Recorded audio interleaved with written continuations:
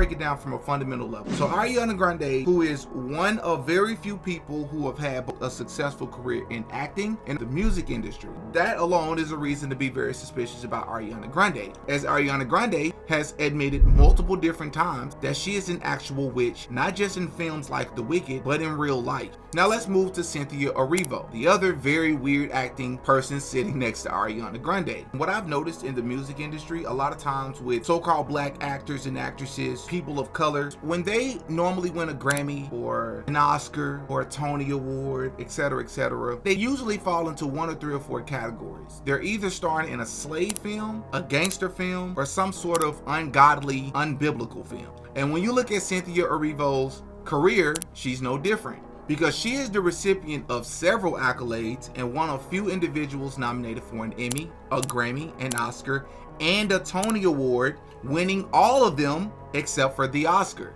Very similar to the girl Tyler. The girl Tyler with the hit song Water. How did she come into the industry and immediately win a Grammy? As a side note, ironically reminds me of what Tucker Carlson was saying at the Charlie Kirk event. People like Bill Ackman. How do these people become billionaires? Well, I'm not even here to say that Cynthia Erivo is not skilled, because obviously she can act. But it just makes you wonder, how do these people get into these positions? Let's talk a little bit about The Wizard of Oz and sort of the inspiration of what goes into these films. Well, the film was actually made by Metro-Goldwyn-Mayer. There's a guy by the name of L. Frank Baum, who was the original author and creator of The Wonderful Wizard of Oz.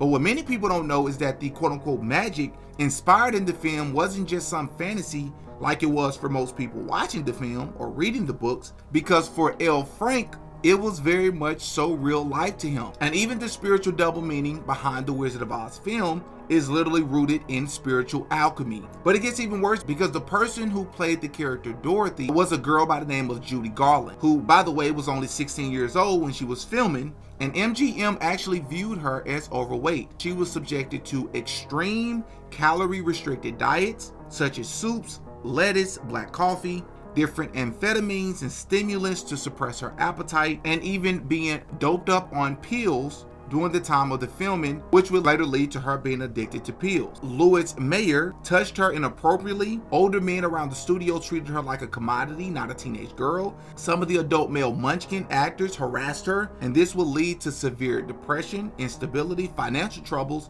and unfortunately even an early death. Oh yeah, Diddy got a podcast.